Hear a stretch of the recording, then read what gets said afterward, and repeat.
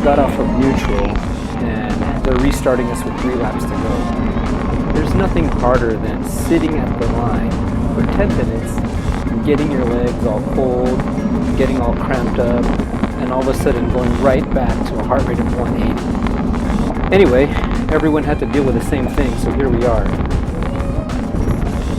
This stretch was pretty hard with a headwind. Tried to find a rider with a good draft.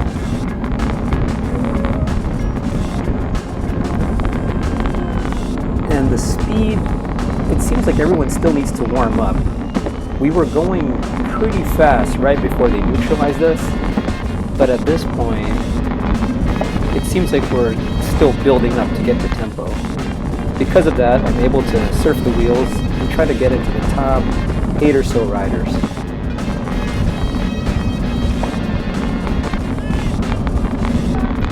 I realize James is a good wheel, so try to stick close to him. As we come up on this right-hand corner, it gets really tight. It's been tight every single lap, so I know that I got to be in a good position for that.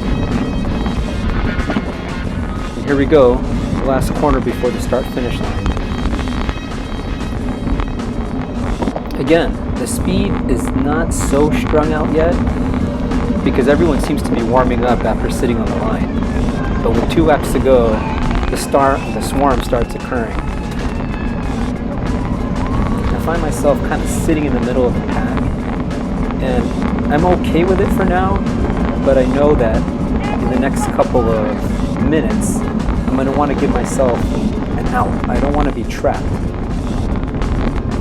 sitting behind this junior rider. You can tell he's a junior rider. Check out those RPMs. I give them props. They got the small gears, so good for them for staying up with us. Okay, everyone's starting to get a little bit more animated.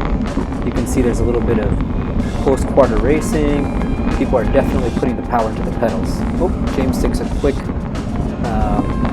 maneuver to avoid a crash there. I'm telling you, that guy, he goes through the field like a slippery eel.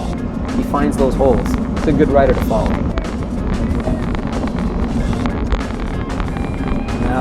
Now the pace is picking up.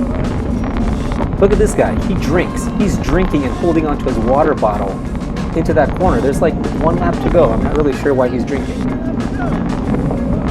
But because he slows down, I suddenly find myself at 1, 2, 3, 4, 5, 6 spot. This is a very good spot to be in. We are approaching Bell Lap, and top 6 is definitely okay for me. You can see Leo starts taking off to the right. I start to follow his wheel, and I know that there's a swarm that's going to be coming. And here it comes. You really have to anticipate these swarms, and it's something that I'm trying to get better at. I was in 6th spot, and then all of a sudden I'm in 10th, just because there's people swarming around you. Okay, again, sitting behind James.